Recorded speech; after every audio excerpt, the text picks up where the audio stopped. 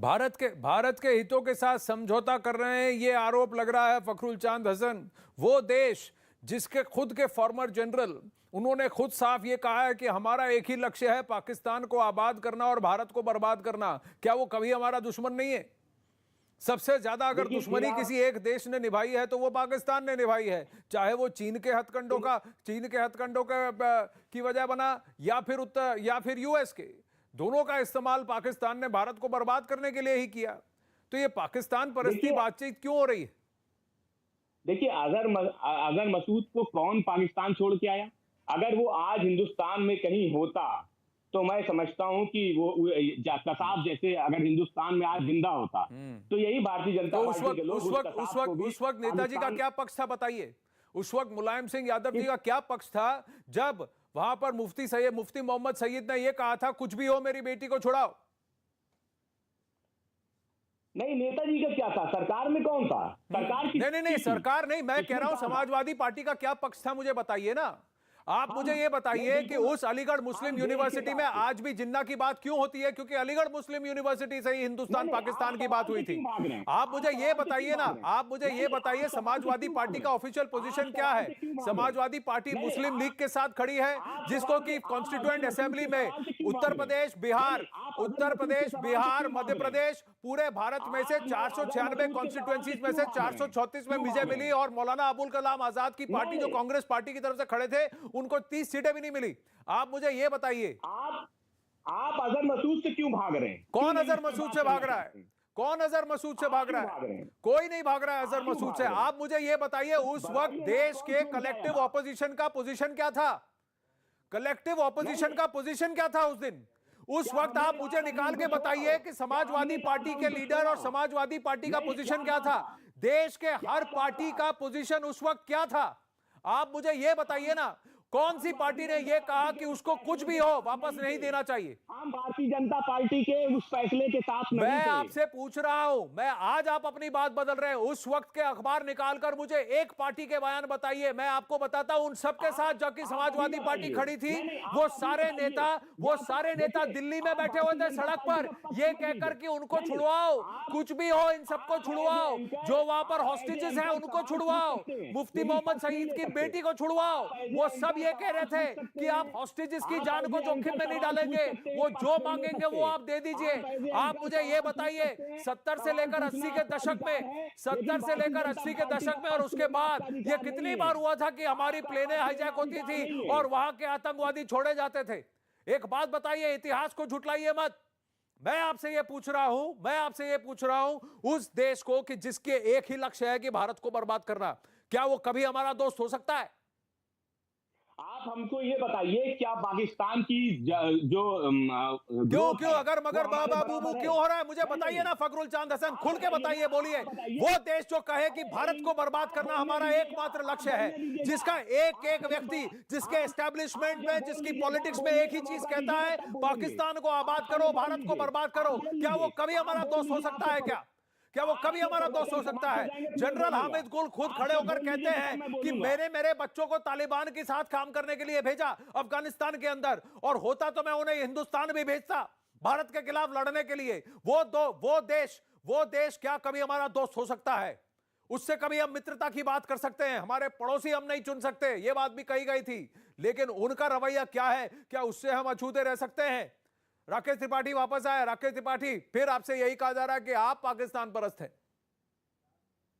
नहीं, देखिए, बहुत दुर्भाग्यपूर्ण है। मैं मानता हूं कि क्या ये भी टॉपिक डिबेटेबल हो सकता है?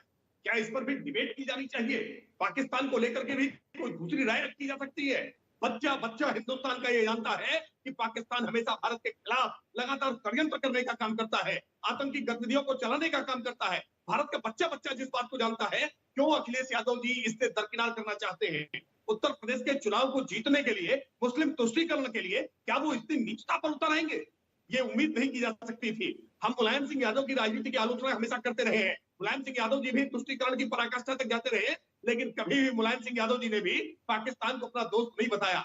कभी भी मोहम्मद अली जिन्ना को कायदे आजम नहीं मानते रहे। लेकिन अखिलेश यादव जी आज इतने डेस्परेट हो चुके हैं कि वो आज मोहम्मद अली जिन्ना को कायदे आजम मान रहे हैं। मोहम्मद अली जिन्ना की तुलना वो सरदार वल्लभ भाई पटेल से कर रहे हैं, और आज तो उन्होंने हद कर दी जब ये कह रहे हैं कि पाकिस्तान राजनीतिक दुश्मन है। पाकिस्तान वास्तविक दुश्मन नहीं है। ये अपने आप में बहुत दुर्भाग्यपूर्ण है और इस पर माफी मांगने के बजाय समाजवादी पार्टी के लोग बेशर्मी से आकर के अखिलेश यादव के इस बयान का बचाव कर रहे हैं। उत्तर प्रदेश की जनता सुन रही है, देश की जनता सुन रही है। आज देश की सीमा पर खड़े हुए वो जवानों के परिवार सुन रहे हैं कि पाकिस्तान परस्ती का कैसा गान आज अखिलेश यादव गा रहे हैं। अखिलेश यादव जब आतंकवादियों के पक्ष में बोलते हैं तब भी पीड़ा होती है।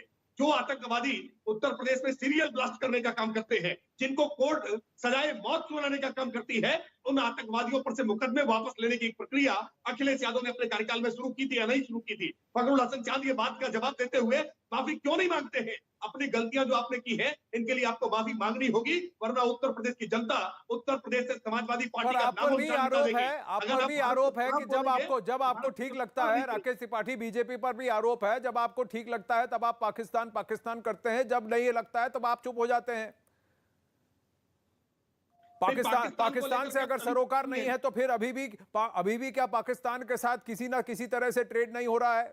पाकिस्तान से अगर सरोकार नहीं है तो आज भी क्यों इन्फिल्ट्रेशन को बंद नहीं किया गया है? पाकिस्तान से अगर सरोकार नहीं है तो फिर उनकी एम्बेसी को पूरी तरह से भारत में बंद क्यों नहीं कर दिया गया है? पाकिस्तान से अगर सरोकार नहीं है तो कई बार आपसे भी सवाल पूछा जाता है कि जब चुनाव आते हैं तभी आप पाकिस्तान करने लगते हैं। देखिए, मैं एक बात आनंद जी स्पष्ट कर दूं। अंतर्राष्ट्रीय स्तर पर विदेश नीति के संदर्भ में कूटनीतिक मसलों के आधार पर कुछ बातों को हमको बर्दाश्त करना पड़ता है, लेकिन राजनीतिक कोई नेता बैठ करके भारत में ये स्वीकार करे और ये कहे कि पाकिस्तान हमारा दुश्मन नहीं है, पाकिस्तान हमारे खिलाफत नहीं करता है, पाकिस्तान भारत में जितना भी आतंकवादी घटनाएं हैं उसके लिए दोषी नहीं है, मैं मानता हूं ये बहुत दुर्भाग्यपूर्ण है, बहुत क्रोध में डालने वाला है। आज जब से अखिलेश यादव की बात अखबारों में पड़ी है, जब से इस बात को लेकर के हमने सुना है, हर देशभक्त नागरिक का आज खून उबाल मार रहा है कि पाकिस्तान परस्ती का ये गान अखिलेश यादव कैसे कर सकते हैं? क्यों कर रहे? कैसे कर सकते हैं? ज्यादा बड़ा सवाल यह है कि वो कर क्यों रहे हैं। एक मिनट, अपना दल एस की प्रमुख अनुप्रिया पटेल के मुताबिक अखिलेश यादव के पास कोई मुद्दा नहीं है, इसलिए वो हर बात में पाकिस्तान को लेकर आ जाते हैं। सुनिए क्या कह रही हैं वो। उन्होंने कहा है कि देश का जो सबसे बड़ा दुश्मन है वो चीन है, पाकिस्तान को बीजेपी लेकर आती है। आपकी क्या सोच है मैम, क्या कहती हैं?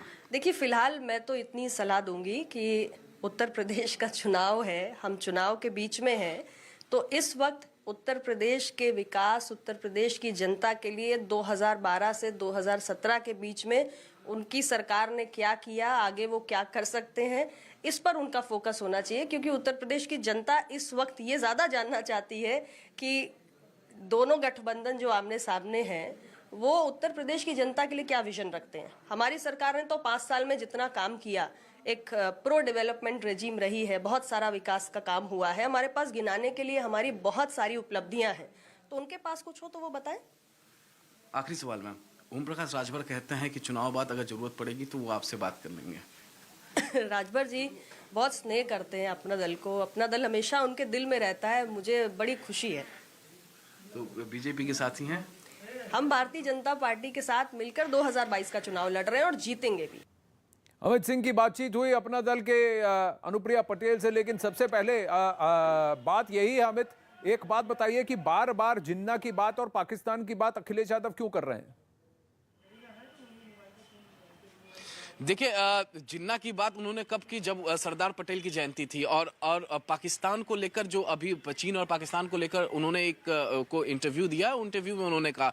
और देखिए, इस तरीके के मामले में जब भी बातें सामने आती थी तो बीजेपी जो है काफी आक्रामक हो जाती है और उसके बाद समाजवादी पार्टी कहीं ना कहीं इसको बचाव करती है। जो समाजवादी पार्टी के प्रवक्ता होते हैं लगातार उस पर बचाव कर रहे होते हैं। जिस तरीके से आज सुबह जब हमने समाजवादी पार्टी के नेताओं से बातचीत की तो उनका साफ कहना था कि देखिए, पाकिस्तान को ये इंटरव्यू में अखिलेश यादव ने नहीं कहा कि पाकिस्तान उनका दुश्मन नहीं है, चीन सबसे बड़ा दुश्मन है, उसके बाद उन लोगों का ये कहना था कि उसके बाद पाकिस्तान है। हालांकि जो अखिलेश यादव ने कहा कि चीन सबसे बड़ा दुश्मन है अपने इंटरव्यू में और पाकिस्तान को राजनीतिक फायदे के तौर पर इसको बीजेपी इस्तेमाल करते हैं, ये बातें जो इंटरव्यू में निकल कर आई है।